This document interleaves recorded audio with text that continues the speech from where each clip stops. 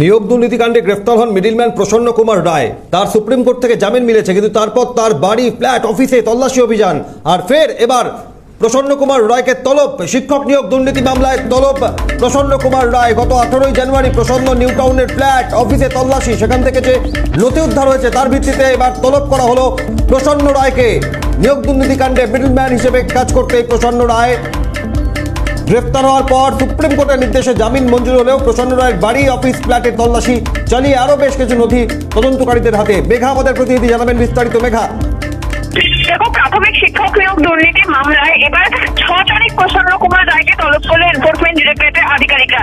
এর আগেও তাকে তলব করা হয়েছিল, তিনি তার হাজিরা এড়িয়ে গেছিলেন, তাই দ্বিতীয়বারের জন্য তাকে তলব করা হলো। তো সম্পর্কে তোমাকে জানিয়ে রাখি, 18 জানুয়ারি প্রসন্ন কুমার রায়ের ফ্ল্যাটে এবং অফিসে ম্যারাথন তল্লাশি চালান এনফোর্সমেন্ট ডিরেক্টরেটের আধিকারিকরা।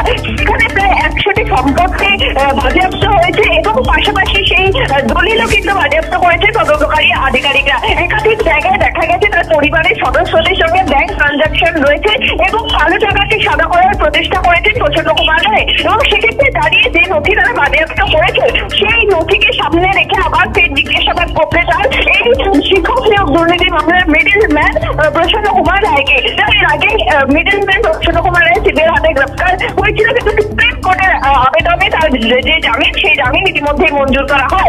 একাধিক সম্পত্তি এবং তার কয়েকটি ব্যাংকের নথি তাকে নিয়ে ফের আগামী 6 তারিখ 6 ফেব্রুয়ারি তাকে সিজিও কমপ্লেক্সের ইডি দপ্তরে হাজিরা দেওয়ার নির্দেশ। এবং জোন 2 এই শিক্ষক নিয়োগ দুর্নীতি মামলা তদন্ত করছে এবং জোন 2 এর যারা আধিকারিকরা রয়েছে, অর্থাৎ অ্যাসিস্ট্যান্ট ডিরেক্টর পদমর্যাদা আধিকারিকরা সহ এনফোর্সমেন্ট ডিরেক্টরেটের এই যে দুর্নীতি মামলা ইনভেস্টিগেশন অফিসার রয়েছে তারা থাকবে। তারাই জিজ্ঞাসাবাদ মূলত করবেন এই প্রসন্ন কুমার রায়কে।